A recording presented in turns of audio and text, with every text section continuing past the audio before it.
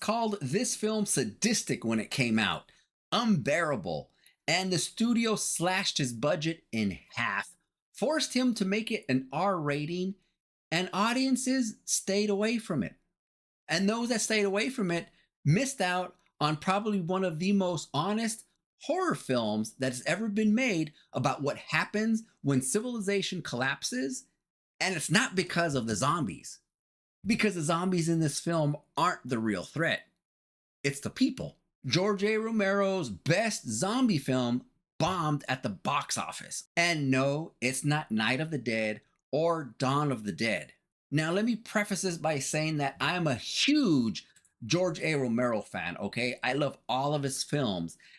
But a lot of you out there tend to overlook Day of the Dead. As a matter of fact, a lot of people will rank his original three as Dawn of the Dead first, followed by Night, and Day in the last position. In my ranking, I actually have it as Day of the Dead, followed by Dawn of the Dead, and then Night of the Living Dead. But today's video is I'm going to do a deep dive into why Day of the Dead was the best of the original trilogy. I'm going to give you 5 reasons on why Day of the Dead goes harder than any of his other zombie films. And if you know anything about Day of the Dead, you know that it's about a handful of survivors, which are scientists, soldiers, and civilians, all trapped underground in the Everglades, while above ground, the dead own the world. Meanwhile, below ground, the living are basically eating each other. Reason 1 is that the bunker is a pressure cooker. Now, the farmhouse in Night of the Dead, they were safe once they locked the doors, boarded up the windows, and you could see the threat coming when you looked between the cracks in the window. So you can see where the threat was coming from, and you could prepare accordingly. The mall in Dawn of the Dead was bright, it was open, and it was full of distractions. And with that particular case, you could pretend and make the best of a situation because you chose who your company was. But the bunker in Day of the Dead, there's no windows, okay? There's no day and night cycle so your brain knows when it's supposed to go to sleep. And when that happens, every hour is identical to the last and the days just run into each other. And then you've got the low ceilings. Confinement studies show that low overhead environments, they actually spike stress hormones and it collapses creative problem solving, which is ironically what these researchers were always doing if they weren't sleeping, was they were trying to find a way to reverse the zombie apocalypse or stop it altogether. Which is crazy because George A. Romero didn't need that study. He just built that feeling of this bunker. But the real killer of this bunker was just the sheer boredom and the people that occupied this space. Now let's look at the mall from Dawn of the Dead. Once the 4 survivors cleared the mall and made it safe to walk around, they had plenty to do in the mall. There was arcade games they could play, maybe a game of pickup basketball. They could even practice flying the helicopter in case they needed to get out of there fast. Or they can just get some tennis balls and a tennis racket and hit the balls up against the wall to kill some time, stay exercised. But in Day of the Dead, the survivors spent most of their time waiting. And if they weren't waiting, they were too busy arguing with each other. Keep it up, and I'll shove that bottle of yours right up your wise ass. I've got better things to do than listen to this kindergarten. Are we finished here? No, we ain't finished here, ladies. Sit down. Some of them played cards, while others were busy growing weed. But above all, they were all having the same arguments that they had the day before. What else do you want? We've given you the reports for this week. We've given you everything You've given you've us asked a mouthful of Greek salad. Formulas, equations, a lot of fancy terms that don't mean a thing. So, decision fatigue, it starts to set in and every choice just gets heavier. And honestly, when you look at it, your brain wasn't built for endless identical days with no horizon, which is probably why all those prisoners that are in prison, when they go to solitary confinement for a long time, they never come out right. But that's a topic for a completely other video. And there's something that both Night and Dawn gave you that Day of the Dead doesn't. A way out. technically, because in Night of the Dead, you could just run away and find another little house to get set up in.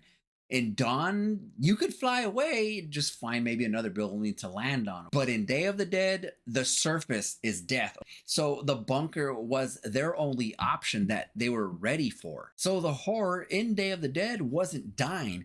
It was the realization that survival meant staying in this bunker underground with these people forever. Underground. That's scary to think about. Reason number 2 is that the humans are the monsters. Now, in this film, we had 3 factions. We had the military, we had the scientists, and we had the civilians, all with jobs to do. And Romero spends 90 minutes showing you why none of these survivors deserve to survive. And let's just start. Captain Rhodes. Anybody else have any questions about the way things are gonna run around here from now on? Now, this might seem controversial to say, but I'd be willing to bet that Rhodes was probably a decent soldier before the apocalypse. But then once the world ended and the chain of command falls apart and he's now in control, under all that pressure, he just becomes a tyrant. He just rules with the iron fist because he doesn't know anything else. And you can tell because of the way he talks to everybody. I'm running this monkey farm now, Frankenstein! That line is the thesis of this film. Authority without accountability in a crisis doesn't create order. It just creates monsters. Rhodes' solution to everything is violence. I just told you I was willing to kill you if you didn't get back in your chair. You didn't get back in your chair. God damn it, you can't shove us around like this. And ironically, that's exactly what gets him killed. Do you know who the most disturbing character is in the entire zombie franchise of George A. Romero? I'm gonna let you think about it for just a second. You're making a lot of assumptions here. You're wasting time. That's right, Dr. Logan, Dr. Frankenstein, the most disturbing character in the Dead trilogy. But you might be saying, Lou, that doesn't make sense. He was trying to way to reverse the process or just make everything so it was a little bit safer to walk around in. He's not evil, but I want you to really think about it because he genuinely believes that he's saving humanity, but he's genuinely crazy and he justifies every action that he does. And that belief lets him feed dead soldiers to his test subjects. Jesus God, Logan. Do you know what they'll do to you if they find out about this? Do you know what they'll do to all of us? They'll never find out. He can't be recognized. Harvest the dead like crops. Stop seeing the dead as people, and then stop seeing the living as people too. The horror isn't what he does. It's that you understand why he's doing this, and you're okay with it. And in the middle of all of this, you have Sarah and you have John, which are the closest thing to heroes in this film. But, you know, Romero, he knew what most horror writers miss. And that is that in a real apocalypse, there's no heroes. It's just people who last just a little bit longer than the other person. Reason number 3 is Bub, the zombie with a soul.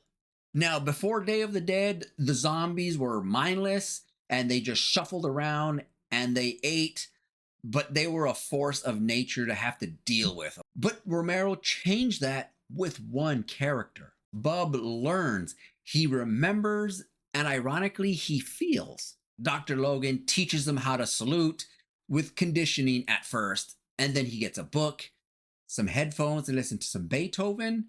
And Bub he doesn't just respond, okay? He absorbs everything. Then we get to one of the greatest single moments in the Dead trilogy. When Bub finds Dr. Logan dead, stumbles onto his body, and he actually weeps for him. And which isn't something that a zombie's supposed to do. Then he sees the gun and picks it up. Now, here's a question I want to stop before I go on and have you think about for just a second. Because early on, you remember where Logan gives Bub an unloaded gun and asks everyone to, let's see what Bub does in this situation. And once he realized Rhodes is across from him, he points the gun at Rhodes and he actually pulls the trigger on it.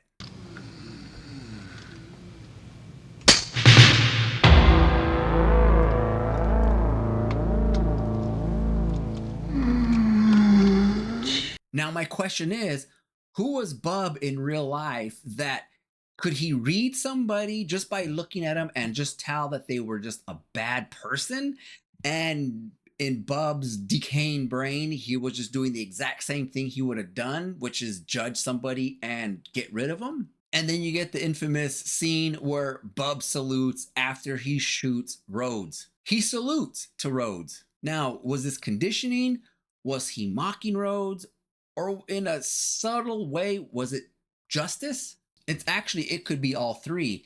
And the fact that we're even asking that question about a zombie is what makes this Romero's greatest achievement. Here's another question that the trilogy was building towards, is that what separated us from the zombies?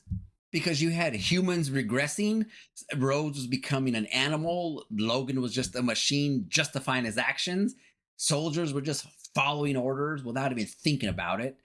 Meanwhile, the zombies in the lab, they were evolving. Reason number 4 is Savini's crowning achievement. What Tom Savini did on this film, it can never be duplicated again. And we all know why. It was because there was no CGI. Every drop of blood was latex, tubing, corn syrup, and just hours of application.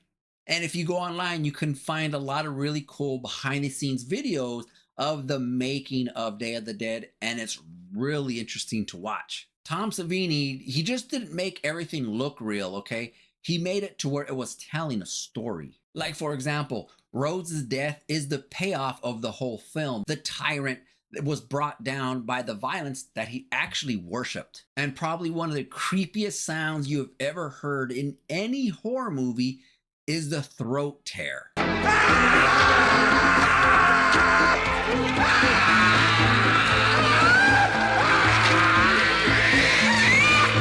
That's someone who paid attention to every little detail. Now, not to take anything away from zombie movies that have come out currently, but a lot of them, they're CGI. You got thousands upon thousands of just digital dead weightlessness. Day of the Dead gives you one zombie at a time, close up. You can see every single one of them. They all had different costumes on, came from different backgrounds, and your brain, while looking at all of them, are just wondering, who's that person? Who's that person? That told stories. This was Savini's peak because he never had another budget or creative freedom like this ever again. Reason number 5 is the ending that deserves its despair. Most horror films today end with hope. There's a sunrise, the monster's dead, everyone's happy, joyful music, and the credits roll. But most of those horror films are actually lying to you. When the bunker in Day of the Dead fails, it's not because of a tactical error. It's not like they left the door open. They failed because the humans were too busy fighting each other. And George A. Romero's point is brutal, is that you don't lose to the monsters, you lose to yourself.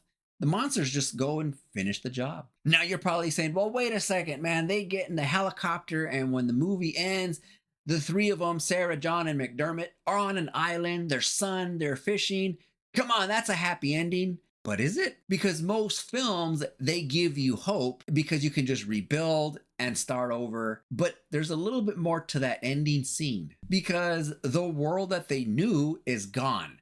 There is no cure, there's no rescue coming, and there's no rebuilding. It's just 3 people on a beach just waiting to die. And that's the most honest ending in a horror film. It's not hope or despair.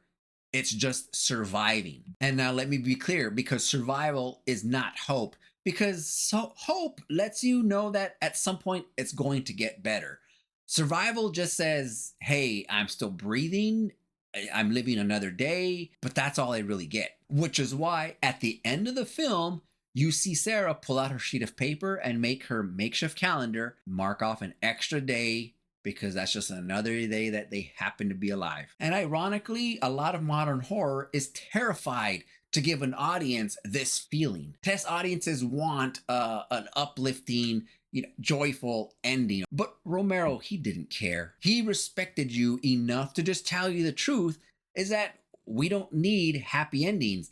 Sometimes the world ends, and sometimes all you get is a beach. And I think out of every horror film that I've watched up to this point in my life, Day of the Dead still gets to me because of that ending scene. It's just there's no hope for anything. You're just surviving day to day until you just die because there's nothing to do. So for me, that's why Day of the Dead is the best of the Romero trilogy. It's being trapped underground with people that you would probably never associate with in everyday normal life by choice. It's the isolation from the outside world, being trapped underground, and there's really no way to escape. And as usual, sometimes the monster is never the scariest thing that's just outside the gate.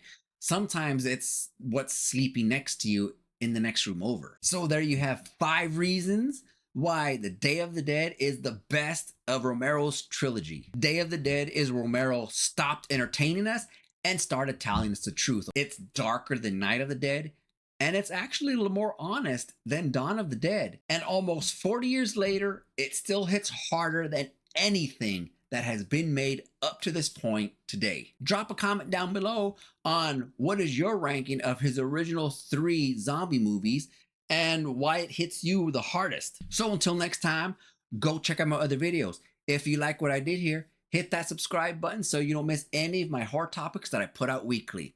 But more importantly, don't get too scared. Take care, guys.